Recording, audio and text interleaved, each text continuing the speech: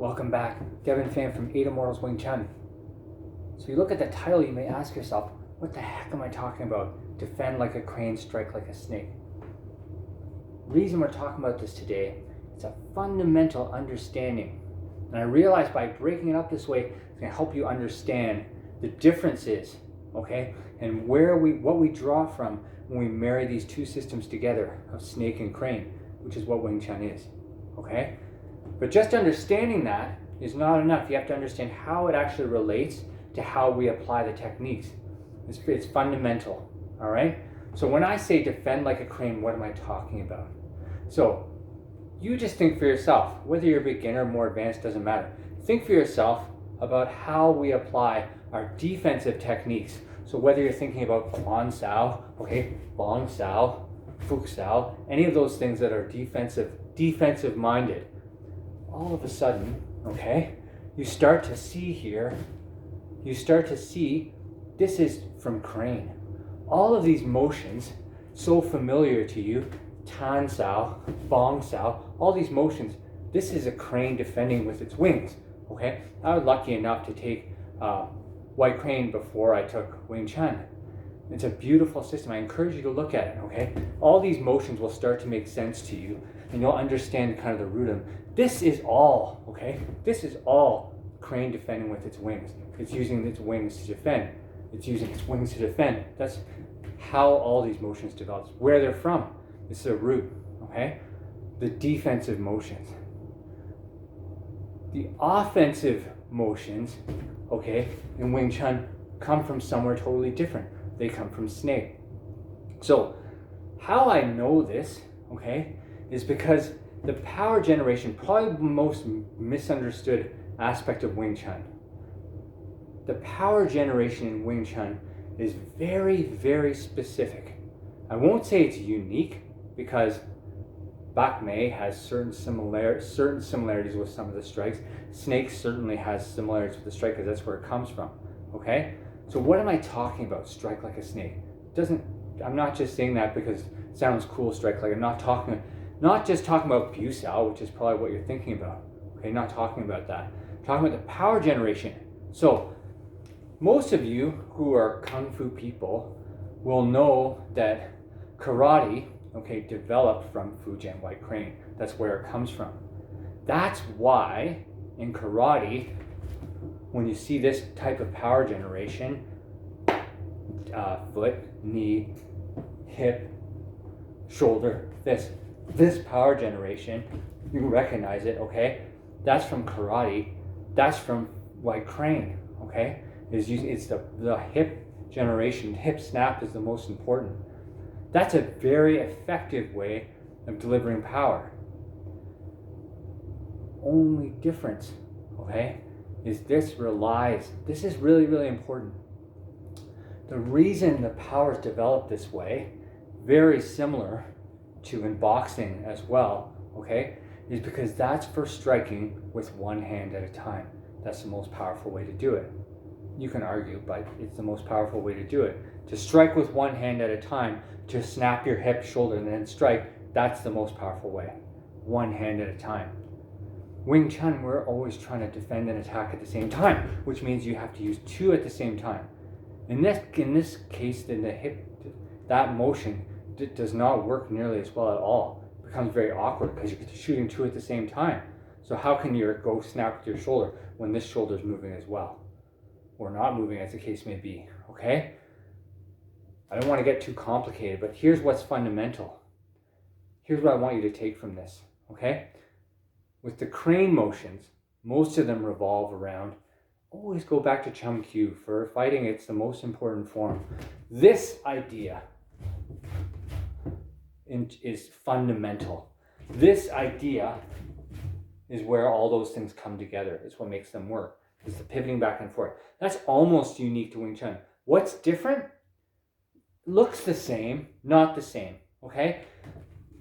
In Wing Chun, the fundamental skill you have to develop, which is why it's repeated so often here, back and forth, over and over, you have to get 100% comfortable rotating on your axis.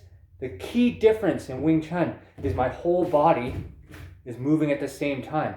My shoulder, my hip, all this is moving at the same time. That's what's different about Wing Chun.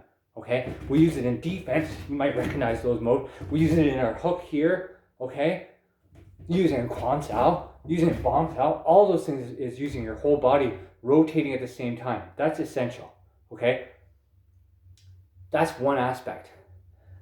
The aspect I want you to focus on for now, we're going to talk about, because without this, then actually you may be doing a very effective strike, but it's not an actual Wing Chun strike. Okay, Wing Chun power generation for punching, use all the straightforward motions.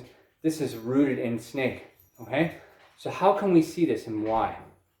You'll see this for yourself when you first practice Sunam Tao. You're gonna wonder why you practice these techniques in the Yi Ji Kim Yung Ma, our stance with both feet forward. You first do these motions. That's to get you comfortable with this very unique form of power generation. Okay? The way to understand and conceptualize this is that this power generation is not happening from connecting hip to shoulder to elbow in a kinetic chain there. Okay? That's a different form. That's the form used in karate, okay? Derived from White Crane. Wing Chun, because it's snake-based in its power generation, operates on a vertical axis. It's totally different, all right? So the way to conceptualize it, just like everything else, most easy to visualize, actually just be like a snake, because that's where this comes from, okay? So you connecting your feet to the ground, just like being a snake, that's like your tail, okay? If you've ever seen a snake strike, when it strikes, okay? Not like a cobra, because a cobra actually lunges instead of strikes. Different whole story. We're going to talk about any member of the pit viper family. When you see them strike, okay? You're going to see they use this same motion. So this motion means this, vertical axis, okay? Meaning it's your spine, it's for legs through your spine. It's a totally different motion. You can practice it slowly to understand it. If you don't understand it and can't do it slowly, it means that you don't have the motion, so you can slow it down. So starting from your feet here, okay? You feel your connection to the ground there, just like a snake. Now like a whip, this energy is going up here through your hips, but not hips turning side to side. Hips this way, that's why our pelvis is pointed forward like this, okay? And then up your spine, and then it releases into this snap here, okay? Like a whip.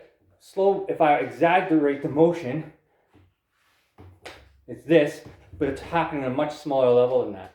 These are micro motions, but it's the same energy, okay? So, it's a different way. So, some people may tell you that without rotating shoulder and hip, you can't generate power.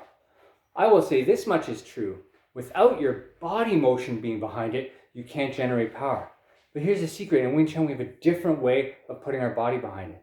It's just a different way, okay? I'm not even claiming it's a better way, but for our purposes, it's better because now I can use this same motion and I can strike with two hands at the same time. And that, for obvious reasons, you see it's important. So when I'm doing Tanda here, I have to be able to use this motion here to develop power both. I can't have one and then the other because then it's striking 1-2. Now it becomes boxing or karate. It's a different thing. Totally different. You see now what the purpose is, okay, of generating power this way is the only way actually using this vertical axis that I can generate power using two at once. So many of our motions rely on that, whether it's Byu-da, Jum-da, Tanda, it all relies on that. It's essential. You want to get ahead, if you want to get ahead of your opponent in Wing Chun, you have to be able to use two hands at the same time and strike with power.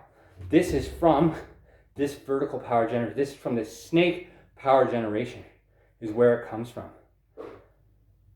It can be a little frustrating when you first practice it, okay? So when you first start practicing on the heavy bag, you may have trouble generating power this way. That just means you need to practice it more, okay?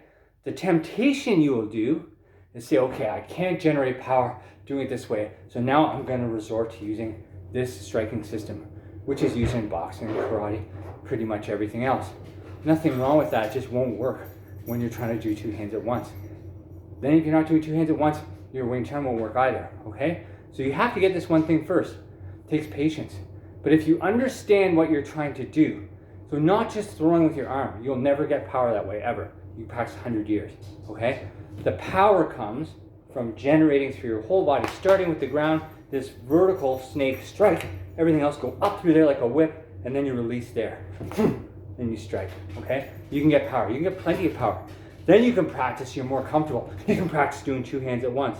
You can practice doing 2 hands at once, okay? That's a separate story. So, I hope I broke it down for you, okay? So when you understand that these motions here go with this pivoting that we have from Chum Kies, the whole body pivoting at the same time, okay, from Chum Kies, those crane motions go to, that's our defensive moves. Okay, our defensive moves come from crane. The power generation comes from snake. It's different. Hope it's not too confusing, makes sense. If it doesn't, let me know. I'll try to explain it in a different way.